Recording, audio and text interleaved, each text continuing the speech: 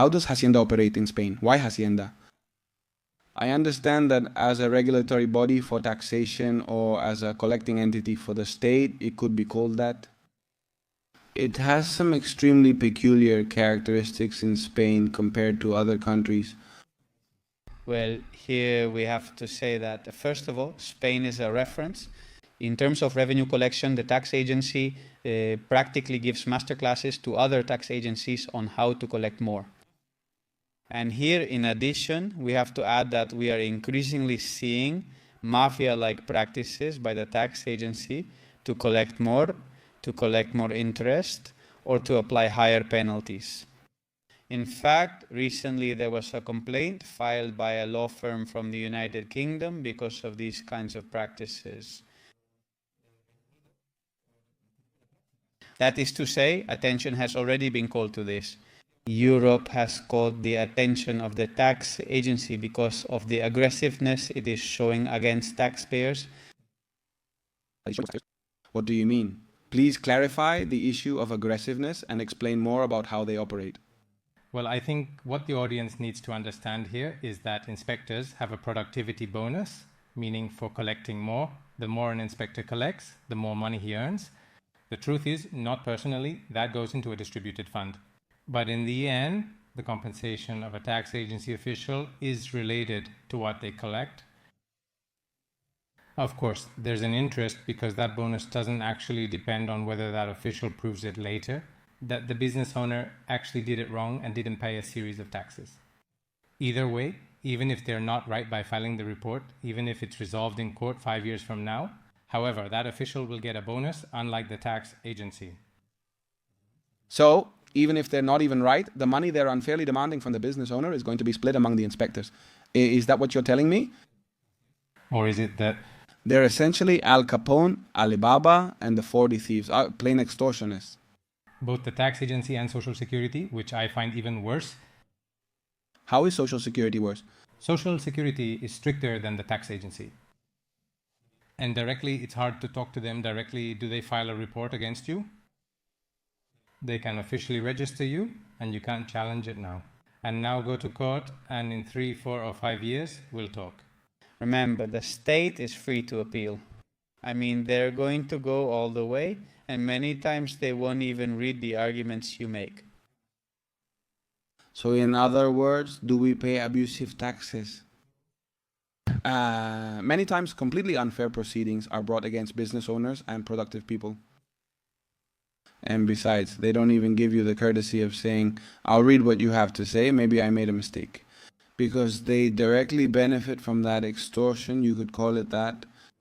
It's really an extortion. And besides, they treat you as if you were a criminal. This doesn't happen in other countries. In other countries, if they do an inspection, it opens the door to talk, to meet with the official and really see what happened. And in fact, many times they say, hey, you did this wrong, and they don't penalize you. And that's it, you just have to pay what you owe, and that's all. It's a procedure that's discussed. Here in Spain, you might not have even done anything wrong, but if the inspector feels like saying you did something wrong, they'll give you a fine, and we resolve it in court. And before you go to court, you have to go through the economic administrative courts, which aren't really courts of law. They're officials from the tax agency. And it's interesting that 60% of the claims brought before those courts are ruled in favor of the taxpayer. I mean, even they themselves, 60% of the time side with the taxpayer they've extorted. But of course, now you have to spend your own money to file an economic administrative claim. Maybe you'll win, maybe nothing happens, and that's how things end up. If they don't side with you, you'll have to go to court. And now you have to find a lawyer, find a legal representative. Anyway, we're talking about years of litigation, and people don't want to spend years worrying about tax issues. They want peace of mind. And why is the law so ambiguous? I mean, you said that people also came to you because of legal uncertainty, jurisdiction issues. How so? Is that possible? I mean, why isn't the law clear? Well, because that way they can charge more. They can take more rent that would otherwise be left out.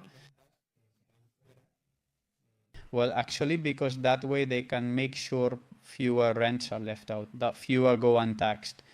In the end, this is about paying. Well, said by an inspector, huh? The tax office, if they define the law more, they limit themselves. That is, they leave out situations that maybe they also want to catch. So what's the best thing to do? Well, we leave a gray, undefined area here, which allows for discussion, and we'll see if we're interested in discussing it or not, depending on the tax situations. Many times, because of this, changing your residence and moving to another country becomes quite a journey. It's a real adventure with risk because the taxpayer doesn't know, or sometimes it's hard to know if they're actually creating obligations with the tax authorities. And many times, even when doing it right, we've seen that there's a real persecution against those people who leave. It's just that I find it absolutely mind-blowing. And the worst part is that if you start thinking, okay, fine, I pay this amount in taxes, but it's not just about what you pay, it's about how they treat you. For example, here's a personal story. I went to the bank for a loan. They asked me for my debt status with the tax office and my accountant, and of course, I'm in good standing with the tax office. I don't owe anything. But what happens? If they're charging the company's account, they must notify you if there are insufficient funds or any other issue. They didn't notify me. I understand that if I waited a year without paying the quarterly fee, they would penalize me. I mean, I realized what I was doing. In other words, I hadn't paid money that I thought I had already paid, only because I applied for a loan and needed verification. If I hadn't applied, I wouldn't have needed verification. I wouldn't have known I hadn't paid some taxes because neither I nor my accountant were notified. And many times they know there's some kind of non-compliance and they don't notify you because they're waiting until it's close to the 4th year. The administrative statute of limitations is 4 years, so they just wait. We wait 3 years, then as it's about to expire, you get the letter. Why? That way they get all the interest from when the default happened. They could have notified you as soon as it was in the system, right? I just find it unbelievable. And on top of that, the worst part is what you said, that they end up spending it on prostitutes, on cocaine, and then they're the ones handing out envelopes of money and all that. And I'm telling you, with the envelopes Santos Zerdan was getting, wasn't anyone behind him asking him to declare those millions or hundreds of thousands he got for awarding public contracts by hand? And like you said, the treatment isn't the same. Depending on who you are, you get treated differently. We just have to look at Pedro Sanchez's brother. That kind of change of residence would be unfeasible. And for anyone else,